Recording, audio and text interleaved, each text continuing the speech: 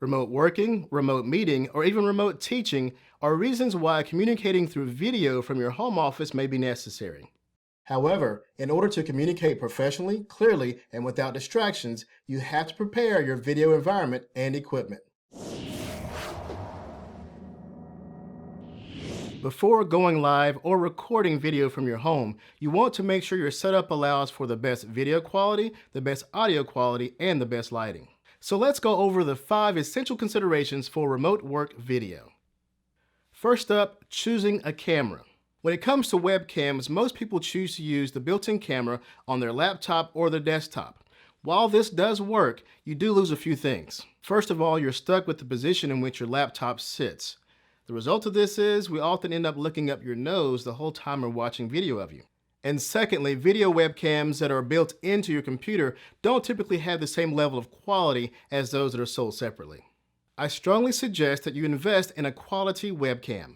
I personally prefer Logitech cameras. Their C900 series of cameras typically run under $100 and even have built-in microphones for those of you not using headsets for your sound.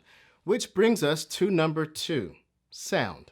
The sound quality of your video is just as, if not more important than the video itself. Here are some tips on how to optimize your audio on your video call or recording. Try to find a room with a minimal amount of hard surfaces.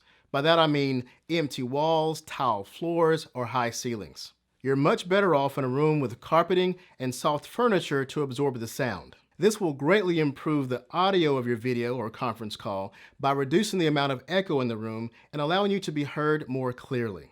Next, I would suggest using a headset.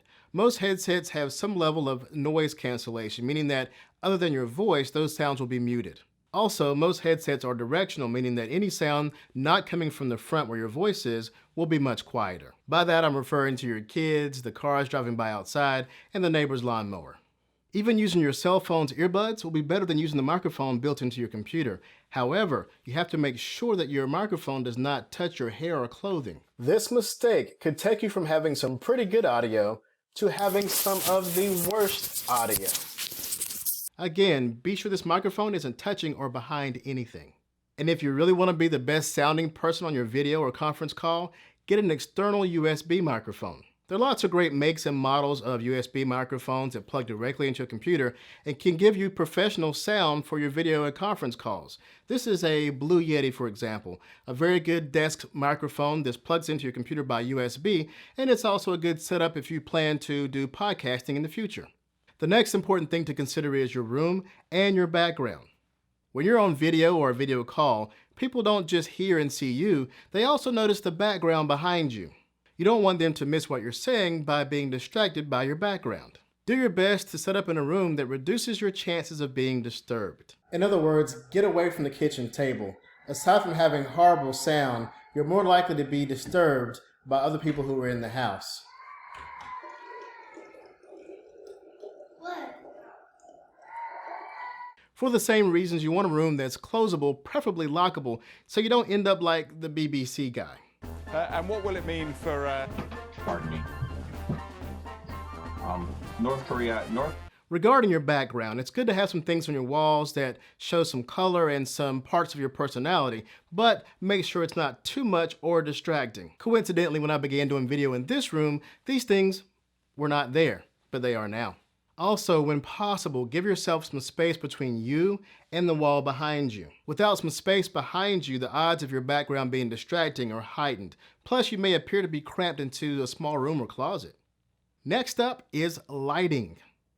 Did you know that when your webcam tries to compensate for bad light, the quality of the video actually gets worse? It's important to help your camera provide a clearer video of you by giving yourself sufficient lighting. You always want to have a source of light pointing towards your face, not just coming from behind you. One of the best ways to achieve this is to set up facing a window. You really can't beat that kind of large, soft, natural light. If you're unable to set up facing a window, or if the window's behind you, try getting a small LED or desk lamp to direct light towards your face. A little bit of light goes a long way at assisting your webcam at creating the clearest video. And finally, one of the most crucial points, camera placement. How you place yourself in the camera frame can greatly impact how your viewers perceive you. Pay special attention to the height and angle of your camera. Again, a detached webcam will be much easier to handle in this scenario. Regardless of how high your camera is, you want to place yourself in the frame both horizontally and vertically centered. If your camera is sitting too low and angled up, your viewers are looking up your nose for the entire video. If your camera is too far away or angled down, you may appear small, less authoritative, or like you're working from down in a hole. And you don't want to be that person on the conference call with the little tiny head or the face that is just too close for comfort. An ideal view for a video or conference call would be about mid-chest level to just above your head.